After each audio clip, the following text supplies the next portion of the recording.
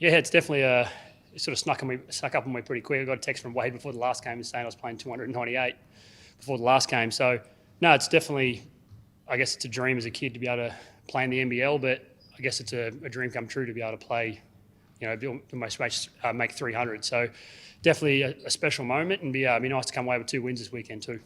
When you reflect on the teams you played for, what's different about Perth compared to Melbourne, and especially against Crocodiles you spent much time with? I think the way they've played under Trev for the last 5 years, they've got the system that works, and they've got the ingredients that they know what they need to bring in to be able to fit the system and get the results they need. And I guess to be able to play in a system like this, I've played against it for so long now, and I guess been beaten by it for so long, and to be able to come and to fit into that role, I was a little slow at the start, but with a disjointed pre-season, but I guess to come away now and sort of put some wins on the board and really get the results we're after, it's pretty cool to be a part of. Is this your most consistent season personally? Yeah, definitely. It's definitely, I feel like it's my most consistent season. When you play with someone like Bryce, I guess the looks are going to come regardless because he draws so much attention. So, we're all us the guys that are playing around him, we're all putting the work in on the floor, and I guess it's really starting to show, and we're able to put the results up.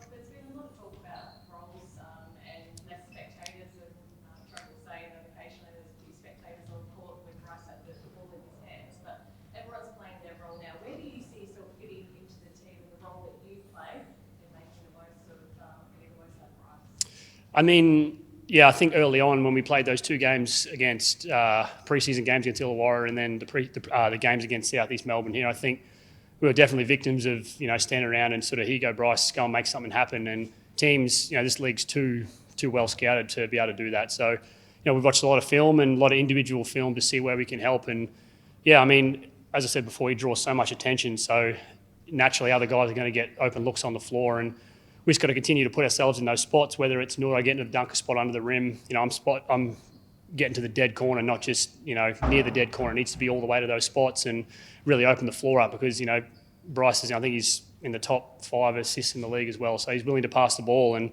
he's a great passer, and he will find you out of those double teams. When you say you're a bit slow finding your role, what did Trevor say to you when you arrived? What was your role going to be? How did you adjust to it? I guess it was, coming in instead of Tarico this year, only having two imports was, I guess he had pretty big shoes to fill coming in. He obviously had really a lot of success here and played really well over the years he was here. And, playing against him a lot, I sort of felt I knew the way he played. And I guess coming in, Trev's system it can be complex at times. And again, that's, I think, what pre-season is for. You iron those kinks out and you really find your way. And being so disjointed, I think it sort of carried over to game 1. But, now I think the best thing was us going into, for basketball-wise, was going into Melbourne to sort of really build those relationships and really, I guess, be able to fine-tune those roles. And, I think we got the results we needed out of that. And, yeah, I think, obviously, with Tarico not coming back this year, it's been a role I've really enjoyed, and it's hopefully one I can continue to fill. Are you helped by the rigidity of the system? Does it help define your role? Yeah, definitely. And I think the assistant coaches like Jacob and Luke, those guys do a really good job of watching individual film, and where you're going to get the ball. And they always, guys like Nordo and Bryce, when he's in that point guard spot, they know where to get you the ball to be able to be successful. And that comes with, spending minutes on the court together and really getting to know one another. So now we've got some more minutes under our belt. Everyone's sort of getting to know each other a little bit more on the floor. And again, it looks like, it's a fun system to play in. Everyone is out there playing for each other, and, it's a winning formula. So we're able to get the results. People look at this squad and go, the talent that everyone look at the start of the year doesn't match up. On top of the ladder and dominating the comp. Why is this team playing so well as a group when other teams might have more individual talent across the court? You guys are doing it as a group. I think, again, I go back to that time we spent in Melbourne and those relationships we were able to build off the court and really get to know one another. I think we're able to carry that over onto the floor, and, everyone's out there playing for each other. No one's out there to score. Bryce does score 30 every game, but no one's out there no one's got that intention like, I have to score 30 tonight.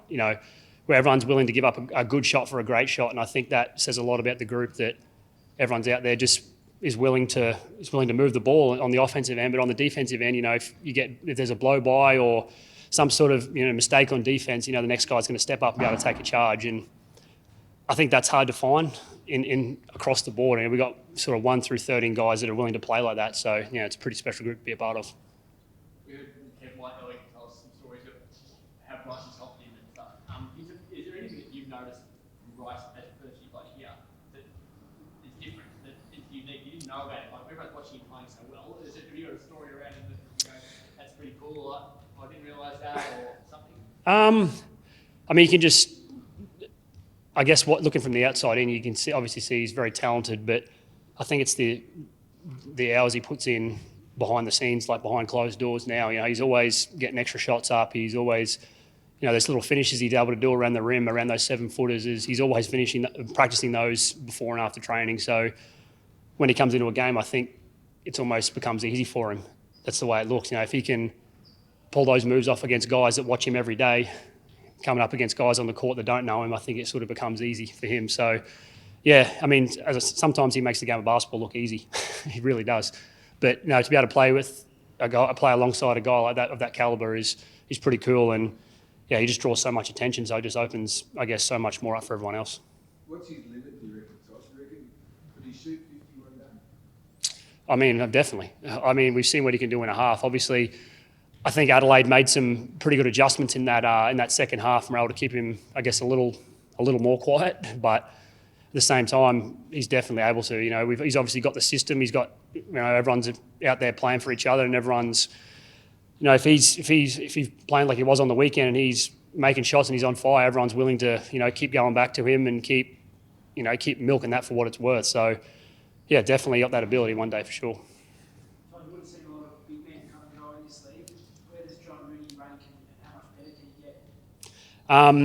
I think I got to remind myself that John's only 22 sometimes. He looks like he's 40, but seriously, I got to remind myself he's only 22.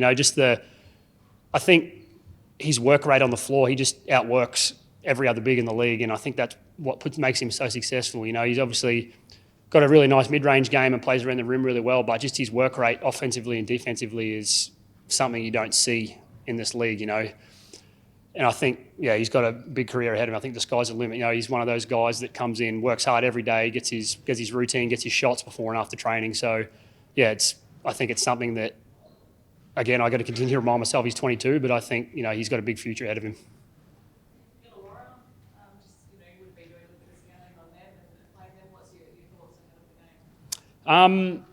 We obviously, in the last time we played him in the hub I think we came in locked into our scout, and I think we jumped him from the start. I think we ended up winning by about 17 in the end, but from the get-go, I think we were on top of them. So they're going to obviously make that adjustment. Brian Goorjian hasn't coached 750 games in this league for nothing to not make an adjustment. So we've got to be ready. We've got to be able to expect them to throw something new at us. They've got some guys that can really put some points on the board quickly. So I think individual scout's going to be important, but also I think around those guys, they've got guys like Deng Adele that kind of haven't really had that game to really solidify themselves. So we got to be locked in, 1 through 5 across the court, especially the guys coming in off the bench. We need to actually, everyone starters all the way through to the 10 guys that are playing. Now we need to be locked in because they've got quite a deep bench as well. So it's going to be a tough game. I definitely going to think we got to be able to expect the unexpected with their change-ups but at the same time, we've got to be able to continue to play Wildcats basketball. We've got to be able to continue to play the way we want to play. And, I think with that, if we keep that energy from the start, I think it's going to be, keep that up, it's going to be pretty hard to beat. What's Wildcats basketball in your opinion? What's the culture you want to set up there? I think it's everyone out there playing for one another like we are. We got everyone out there offensively and defensively, whether it's setting a good screen to get a teammate open, whether it's giving up a good shot to be able to get a great shot in the corner, whether it's stepping up and taking a charge, you're just out there playing for one another on the both ends of the floor. And I think we've really been able to establish that the last probably month or so. And I think we're able to come away with some good wins. John Mooney, could I just ask about him a bit more? Mm-hmm. NBA material, do you think? I mean, saying how quite young he is, and he's got an out clause, I believe, in his contract anyway. You're close to him. I don't know if you can judge it better than me. What do you reckon? I mean, a guy like that, you can never say no. You know, he's only 22 years old and he's got an unbelievable work rate. He's a very talented guy, and you know he's willing to come in and get better every day. So you definitely never say no to that. I think that kind of work rate and that talent put together is pretty hard to find, and I think that's his ultimate goal. And whatever we can do here to try and help him get there is big for us. So yeah, I'm definitely not going to say no to that question.